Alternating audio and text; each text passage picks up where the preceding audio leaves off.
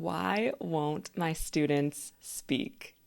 This is a question that I often get asked by teachers in my webinars or teachers who come to me when we first start working together. And they're feeling frustrated or maybe a little bit discouraged. And they say, I know that it's important to get my students to speak as much as possible in my class so that they can really practice their English. But no matter what I do, I just can't seem to get them to talk. Hey, Shannon here. And if you've ever felt like that, then you're in the right place. So I've been a teacher trainer for many years now. And as I just mentioned, those questions, why won't my students speak or how do I get my students to talk more, have come up pretty frequently with the teachers that I work with. In observing many of those teachers' lessons, though, I've noticed that the reason for this, the reason why students are often reluctant to speak, is almost never because they simply don't want to speak. There's usually some other underlying cause or even multiple causes. So in this video, I'm going to ask you some important questions to get at the heart of why this is happening, why your students might not start talking when you want them to.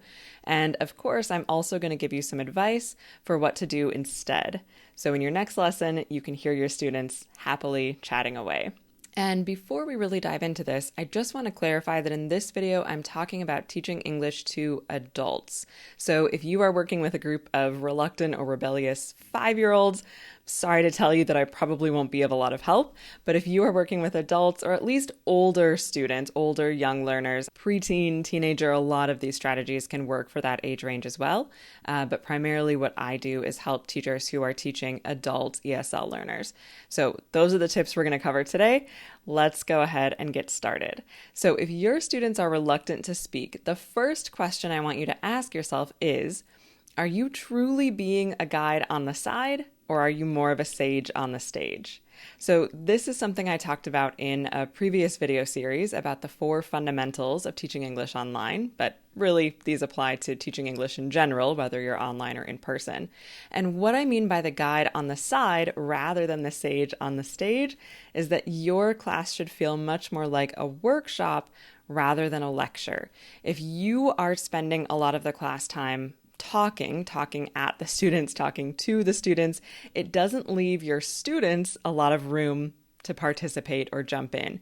You might think that you're providing opportunities for your students to speak, but more likely than not, you're not leaving them as much space to really talk and engage in the material as you think you are. So if you haven't already reviewed that video series about the 4 fundamentals of online teaching, I'll drop the link for you in the video notes, and that would be a really good place to start because you need that foundation that you can then build on with the other things that we're going to talk about in this video. So that's question number 1 that you need to ask yourself. Are you truly being a guide on the side rather than a sage on the stage? And in order to be a guide on the side, remember that you need to provide lots of opportunities for the students to work in pairs and small groups. If you are leaving your students together as a whole class for the entire lesson, it is impossible for them to speak as much as they could if you're putting them in breakout rooms. So if you're not comfortable setting up breakout rooms and using breakout rooms on Zoom or whatever other platform you're using for your online classes, that's something that you need to get comfortable with. Find some friends to practice with, or take a training course, or just force yourself to use those breakout rooms until it starts to feel more natural. There might be a little bit of a learning curve, yes, but you have to do something a couple of times at least, right, before you get really comfortable with it. Your students need that time to talk to their peers, to talk in small groups, to talk in a less pressure situation than in front of the entire group. So make sure you're giving them that opportunity. Even if you're calling on individual students in class in a whole group format, you're still robbing them of that opportunity to really engage the way they could if they were just talking to 1 or 2 other people in a breakout room. Okay, so that's the first thing you need to think about. The second question I want to ask you is, even once you are the guide on the side, are you effectively removing yourself from the equation? Here's what I mean by this. Oftentimes, what I'll see teachers do is not give the students enough time to kind of settle into the breakout room and the task, once they send them into their groups or their pairs. So they'll put the students in breakout rooms, which is great, and then they'll pop into the different breakout rooms to monitor, which is also great. But then when they notice that the students are a little bit slow to get started, what do? They jump in right away, right? They jump in and they start saying things like, okay, Carlos, how about you ask Anita the first question, right? They start overly facilitating the breakout room interactions, and then a couple of things happen. One, the students start to get the message that they don't really have to work any of that stuff out on their own because the teacher's just going to jump in and do it anyway, right? So they end up kind of getting trained or used to just sitting and waiting until the teacher comes in and sort of gets things started. The other thing that's doing is actually robbing the students of a really valuable, authentic way to use language, right? There's something very real about that kind of meta negotiating before they even start the assigned task or discussion. There's something valuable in the students needing to use language to figure out, okay, who's going to talk first? Or, I'm still a little bit confused about what we're doing here. Can anybody help me?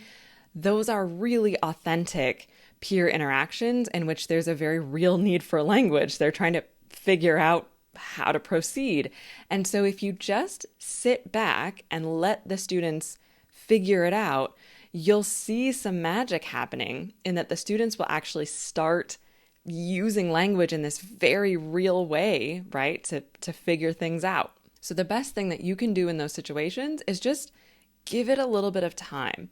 If you pop into a breakout room right after you've set up the task and you notice that nobody is speaking, count to 3, right? Like 1 Mississippi. Give it a good long 3 or 4 seconds before you jump in. Because the silence can feel awkward for you. Yes, it's probably also kind of awkward for the students, especially if they can see, ooh, the teacher just came into the breakout room. Somebody better do something. So this gives them a little bit of incentive to use language and figure it out.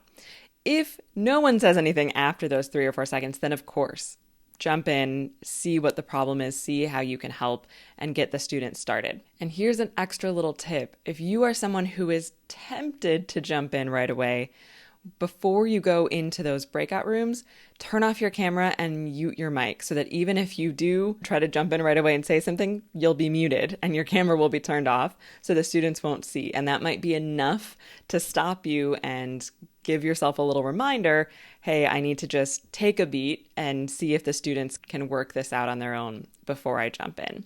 All right, question number 3 I want you to ask yourself, and this could be the reason why the students aren't starting to talk right away in their breakout rooms. Question number 3 is, are your instructions really clear? I would say maybe 50% of the time when this happens, when students go to the breakout room and they don't start doing the task, it's simply because they don't understand what you want them to do. Often teachers will think that they gave really clear instructions, but really the instructions were not as clear as they thought. So a couple of things that you want to keep in mind. When giving instructions, make sure that they are direct. You're using direct language, imperative structures. Talk to your partner. Make a list. Match the picture to the word. Whatever the task is, you want to give the instructions, even for more advanced learners, as clearly and directly as possible. The other things you want to make sure to do are check students' understanding of instructions before you send them away to the breakout rooms. So ask those instruction checking questions, those ICQs, and ask ICQs that are related to directly address the trickiest parts of the task. And you also want to make sure to use demos. So before you officially turn the students loose to do an activity in breakout rooms or pairs or groups, get in the habit of always saying, for example, and doing the first one together. Even if this is a speaking task, like a discussion, the students are asking and answering questions, do a quick demo with one of your stronger students. That way, all of the students can see exactly how the task is supposed to work, right? Just a quick mini version. And that way you can feel confident that the students know exactly how to get started when they get into the breakout rooms. All right, question number 4 to ask yourself is, have you done a needs analysis? Do you actually know what your students need, what their strengths are, what their weaknesses are, what their challenges are, what their goals are, what they're motivated by, and what their interests are? This could be an issue if you're assigning the students topics or things to talk about that aren't really relevant for them or that they're not really interested in. So even if you're halfway through a course and you're watching this video now and realizing that you haven't done that, it's never too late. You can still prepare a quick needs analysis and give it to your students at any point in the course to get more information about what they really want and need, and then start planning more activities around that. Find out what topics your students want to talk about, find out what they need to do with English in their everyday lives, and start planning things that are really relevant to what they're telling you.